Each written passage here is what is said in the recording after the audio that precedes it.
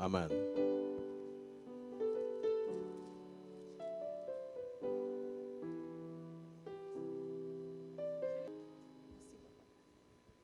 Je lis la parole de Dieu. Marc 4, verset 35. Ce même jour, sur le soir, Jésus leur dit, « Passons à l'autre bord. » Après avoir renvoyé la foule, ils l'amenèrent dans la barque où il se trouvait. Il y avait aussi d'autres barques avec lui. Amen. Alléluia. Je lis, que Dieu te bénisse, tu peux. Genèse, chapitre 3, à partir du verset 1.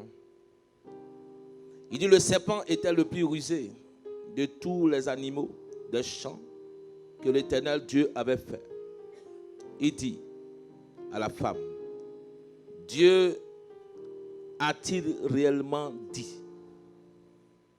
Dieu a-t-il réellement dit, vous ne mangerez pas de tous les arbres du jardin?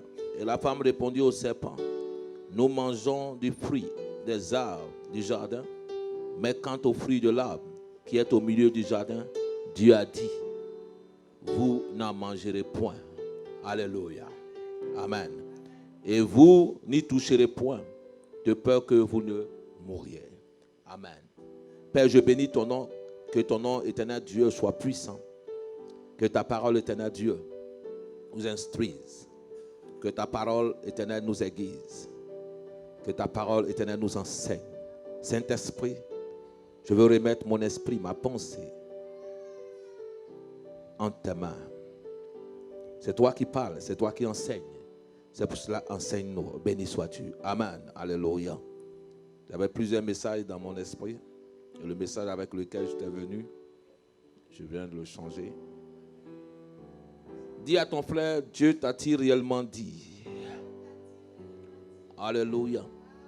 Dieu t'a-t-il réellement dit? Amen. Alléluia. Dieu t'a-t-il réellement dit? Lorsque nous avons lu deux passages, le premier passage que nous avons lu dans le livre de Marc parle de Jésus. Et Jésus qui dit à ses disciples, allons à l'autre bord. Il dit, Jésus dit à ses disciples, allons à l'autre bord. C'est Jésus qui le dit. Il dit, allons à l'autre bord. Il dit, lorsqu'ils allaient à l'autre bord, ils sont montés dans une barque. Amen. Donc, ils avaient une destination. Et j'aimerais dire à chacun de nous, je ne sais pas pourquoi dans ces temps, Dieu est en train de t'amener, t'aiguiser, à regarder, à te focaliser sur ta vision et sur l'objectif de ta vie et sur ce que Dieu doit accomplir pour toi. Alléluia. Amen. Je dis à chacun de nous, Dieu a dit quelque chose. À chaque personne ici, Dieu a parlé. Dieu parle tantôt d'une manière ou tantôt d'une autre. Amen. À chaque personne, Dieu parle. Dieu ne parle pas seulement aux prophètes. Dieu ne parle pas seulement à des pasteurs. Dieu ne parle pas, mais Dieu parle à chacun de nous. À chaque enfant de Dieu, à ceux qui ont cru en la parole, à ceux qui ont cru, Dieu les parle. Amen. Il y a un problème avec mon micro, il y a des coupures. Amen. Dieu parle à chaque personne ici. Dis avec moi, Dieu me parle aussi. Dis, Dieu me parle. Alléluia. Mais dans l'autre passage, voici au début de la création, une scène s'est produite dans le jardin. Amen. Dans le jardin, Dieu allait placer l'homme. Dieu allait créer toutes choses. Et ce que j'aime sur le Seigneur, c'est que le Seigneur est un homme organisé, est quelqu'un d'ordonné. Dieu ne fait pas n'importe chose à n'importe quel moment. Chaque chose a sa place. Alléluia. Chaque chose en son temps. Chaque chose en son temps. Alléluia. Et le temps de Dieu est toujours le meilleur. Et la Bible dit que lorsque Dieu a créé toutes choses, Dieu a créé, il a créé la terre, il a créé le confort, il a créé toutes choses, il a créé une place pour l'homme et il a placé dans le jardin. Amen. Il a tout fait d'abord. Dis avec moi, Dieu a tout fait d'abord. Amen. Il a tout fait. Il a sécurisé l'homme. Il a sécurisé, je peux dire, sa vie personnelle. Il a sécurisé toutes choses. et il a amené une femme auprès de lui. Amen. Alléluia. Amen. Il a sécurisé et il a amené une femme auprès de lui. Amen. Alléluia. Et c'est dans le jardin que Adam et Ève se sont rencontrés. Amen. Dieu a sécurisé toutes choses. Je prie que Dieu sécurise ta vie, que Dieu sécurise tes finances, que Dieu te donne du travail, que Dieu ouvre les portes pour toi, que Dieu change ta situation dans le nom de Jésus. Dieu veut ton bien-être. Dieu veut le bien-être de chacun. Et la Bible dit que lorsque Dieu a mis l'homme dans le désert, dans le jardin d'Éden, il dit il plaça l'homme dans le jardin et il venait les rendre visite. Chaque fois, Dieu venait les voir. Lorsque tu es un enfant de Dieu, lorsque tu marches dans la volonté de Dieu, lorsque tu marches dans la présence de Dieu, tu auras toujours la visitation du Saint-Esprit. À chaque moment où tu demanderas des choses, Dieu viendra te rendre visite. À chaque moment où tu seras en train de crier, avant même que tu n'ouvres la bouche, Dieu aura répondu à tes prières. Je prie que cette présence-là revienne dans ta vie, que cette présence-là revienne dans l'église, que cette présence-là revienne dans la vie de l'homme. Que la première place qu'il a donnée à l'homme, à l'être humain, que Dieu te donne cette place-là dans le nom de Jésus. Dis, je reprends ma position par la puissance du Saint-Esprit. Je reprends ma position dans la puissance, par la puissance du Saint-Esprit. Bien-aimé, arrivé à un certain moment, bien-aimé, quand certaines personnes ont perdu leur position, c'est qu'ils ne sont plus dans la position de dominance. Mais je prie que tu sois dans cette position de dominance, dans le nom de Jésus. C'est ta position, c'est là que Dieu veut que tu sois. Dieu ne veut pas que tu marches la tête basse sur cette terre. Dieu veut que tu marches la tête haute. Et c'est pour cela que Dieu a dit quelque chose à l'homme. Il dit, vous ne mangerez pas de ce fruit-là. Alléluia. Mais voici quelqu'un allait changer. Quelqu'un veut amener le doute. Et c'est pour cela que j'ai lu le premier passage. Il dit, Jésus va leur dire, allons à l'autre bord. Jésus n'a pas dit qu'ils allaient mourir dans l'eau. Jésus n'a pas dit qu'ils allaient rester dans cette situation. Et beaucoup de personnes, à chaque fois que Dieu te dit, qu'est-ce que Dieu t'a dit? Demande à ton frère, qu'est-ce que Dieu t'a dit? Alléluia. Alléluia. Lorsque tu es arrivé dans cette nation, lorsque tu es arrivé dans ce monde, chacun de nous, nous devons marcher avec une parole dans notre vie. Chacun de nous, nous devons marcher quoi? Avec une parole. La Bible dit que lorsque Dieu a vu Abraham, il dit, je ferai de toi une grande nation. Il dit, quitte ta nation, quitte ta patrie, et je ferai de toi une grande nation. Abraham a marché avec une parole. Chaque enfant de Dieu, chaque chrétien doit marcher avec une parole que Dieu lui a dit. Alléluia. Je ne dis pas que quelqu'un t'a dit. Je dis, qu'est-ce que toi-même Dieu t'a dit? Parce que lorsque tu reçois la parole directement, elle n'est pas pareille lorsque tu reçois la parole indirectement.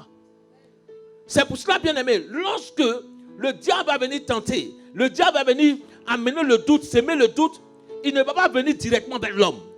Il va venir chez la femme. Parce que la femme n'a pas reçu la parole directement de Dieu. Elle n'a pas reçu directement. Et donc quand certaines personnes disent, c'est la femme à la faute, la femme, non. La femme n'a pas reçu la parole directement. Et j'aimerais me dire aussi, où était l'homme au moment où la femme parlait au serpent? Amen. Dis à ton frère, où était l'homme? Alléluia. Où était le mari au moment où le foyer était en train de se détruire? Où était l'homme? Alléluia. C'est que où Adam était. Pourtant ils étaient dans le jardin ensemble. Mais où il était? Qu'il a laissé sa femme entendre la voix du serpent. L'homme a le devoir de protéger sa famille. L'homme a le devoir de protéger sa maison. La Bible dit que l'homme est la tête. Tu as le devoir de protéger. Il pourrait dire peut-être je suis allé chercher à manger pour amener dans la maison. Alléluia. Où était l'homme? Donc, que personne n'accuse la femme. Que personne ne dit que c'est la femme qui a amené le péché. Mais où était l'homme? S'il n'était là, je crois qu'il allait empêcher cela. Donc, il y a certaines choses, bien aimées. N'accuse pas. Peut-être toi aussi, tu as ton rôle à jouer. Peut-être chacun de nous, nous avons un rôle à jouer. Où étais-tu lorsque cette situation se passait? Où étais-tu? Il dit que personne ne donne accès au diable. Que personne dit, je ne donnerai point accès au diable. Ni dans ma famille, ni dans ma vie, ni dans mon travail, ni dans ma vision. Je ne donnerai point accès au diable. Alléluia. C'est pour cela que l'homme, le serpent est venu vers la femme. Il dit, il était l'animal le plus rusé. Il est venu vers la femme. Il dit, Dieu t'a-t-il réellement dit? Il ne dit pas que Dieu t'a dit. Il va amener quoi? Est-ce que Dieu t'a-t-il réellement dit? Il ne dit pas que, est-ce que Adam t'a-t-il dit? Mais il dit, est-ce que toi, Dieu t'a-t-il réellement dit? Il ne dit pas que, est-ce que ton pasteur ou ton prophète t'a-t-il dit? Il dit que, mais est-ce que toi, Dieu t'a-t-il réellement dit que ta foi ne dépend pas d'un prophète, que ta foi ne dépend pas d'un pasteur, que ta foi ne dépend pas d'un homme, mais que ta foi dépend directement de Dieu? Parce qu'il y a certaines personnes qui ont basé leur vision dans la vision des autres. Ne travaille pas dans le champ de l'autre. Alléluia. Tu as ton champ que Dieu t'a donné. Ta maison est ta maison. Ta vision est ta vision. Qu'est-ce que toi Dieu t'a dit? Qu'est-ce que Dieu t'a dit pour ta vie sur cette terre? Dans 3 ans, dans 1 an, dans 2 ans, dans 4 ans, dans 5 ans. Qu'est-ce que tu veux devenir? Où veux-tu être? Demande à ton frère où tu veux être. Parce qu'il y a d'autres qui n'ont pas un plan. Ils n'ont pas de plan. Il y a d'autres qui sont là et disent, ce que tu veux là, c'est ce qu'il prend. Alléluia. Tu laisses les autres choisir à ta place. C'est-à-dire qu'il n'y a aucune décision. Amen. La Bible dit, quand vous lisez le livre de Job, dans les amis de Job, il y avait plusieurs qui parlaient. Vous savez combien? Mais arrivé à un moment donné, il y avait un autre qui ne parlait pas. Il a parlé, vous lisez bien vers les derniers versets, les derniers chapitres, c'est là qu'il va ouvrir sa bouche pour parler. Parce que lui, il a dit que les autres sont plus sages que lui. Il a dit que les autres sont plus âgés que lui. Il a dit que peut-être ceux-là, à cause de leur âge, ils ont une sagesse. Mais arrivé à un moment, il a compris que ceux-là n'avaient pas la sagesse. Les cheveux blancs ne signifient pas la sagesse. La Bible dit que la crainte de Dieu est le commencement de la sagesse. Ce n'est pas parce que tu as 50 ans ou 60 ans, quelqu'un a fait 20 ans, 100 ans dans ce pays, qu'il détient certains secrets que toi. Alléluia. Ce n'est pas parce que tu as fait 50 ans ou 100 ans dans certaines choses que tu détiens les rouages. Il dit, les premiers seront les derniers et les derniers seront les premiers. Il y a la manière dont tu fais les choses qui peut activer la bénédiction dans ta vie et puis activer l'accélération. Qu'est-ce que toi, Dieu t'a dit? Jésus dit, allons à l'autre bord. Lorsque des situations vont commencer à se produire dans la barque, les disciples vont commencer à avoir peur. La première chose, c'est que lorsque Dieu, nous n'avons pas reçu la parole directement de Dieu, lorsque certaines circonstances contraires arrivent, nous avons peur. Parce que le doute commence à être dans notre esprit. Ça, c'est le pasteur qui a vu. Ça, c'est le prophète qui a dit. Ça, c'est une autre personne qui a dit. Mais tant que Dieu ne te parle pas directement à toi, tu ne pourras jamais t'appuyer sur un socle de la parole pour pouvoir marcher. C'est pour cela que chaque fois dans la vie, il dit la foi, dans le livre de Romains, la foi vient de ce qu'on entend. Et ce qu'on entend vient de la parole de Dieu. Qu'est-ce que toi tu as entendu? Est-ce que tu t'es mis à genoux une fois pour demander au Seigneur, qu'est-ce que tu dis pour ma vie? Est-ce que tu t'es mis à genoux une fois pour demander au Seigneur, qu'est-ce que je vais devenir? Est-ce que tu t'es mis une fois à genoux? Je dis chaque fois que si Noé avait écouté des gens, Noé allait construire une barque, une pirogue si tu veux, au lieu de construire l'arche. Alléluia. Parce que beaucoup de personnes, lorsque Dieu les a dit quelque chose à eux-mêmes, ont tendance à douter de la parole que Dieu les a dit. Crois en la vision que Dieu a mis en toi. Crois en ce que Dieu a déposé en toi. Ce que Dieu voulait, ce que le diable voulait, c'est s'aimer le doute dans le cœur de la femme. Parce qu'elle n'avait pas une parole appuyée, elle avait une parole qui venait de la bouche d'un homme. C'est Adam, qui a reçu la parole. Il dit, chérie, Dieu a dit de ne pas manger cette table-là. Même à Abraham aussi a reçu la parole. Quand il a pris sa femme, regarde-moi, Dieu fera de moi une grande nation. Elle dit, mais là, il n'y a pas à manger. Il dit, Dieu fera de moi une grande nation. Là, tout est sec. Elle dit, Dieu fera de moi une grande nation. Depuis, le temps arrive, les temps passent, les années passent. Sarah est arrivée à un certain moment, elle dit, mon frère, depuis tu dis que Dieu fera de toi une grande nation, les plans là, ça ne marche pas, toi. Laisse-moi maintenant gérer les affaires. Alléluia.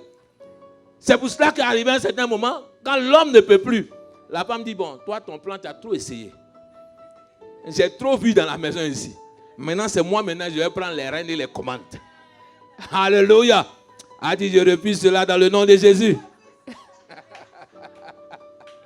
Alléluia. Je prie que tu ne perds pas ton autorité. Je prie que Dieu te donne ton autorité et veut garder ton autorité. Que tu sois un homme. Que Dieu te mette toujours à la tête. Que tu sois celui qui sécurise ta famille. Qui sécurise tes enfants. Qui sécurise toutes choses. Alléluia. Elle dit, Sarah dit, Abraham, attends.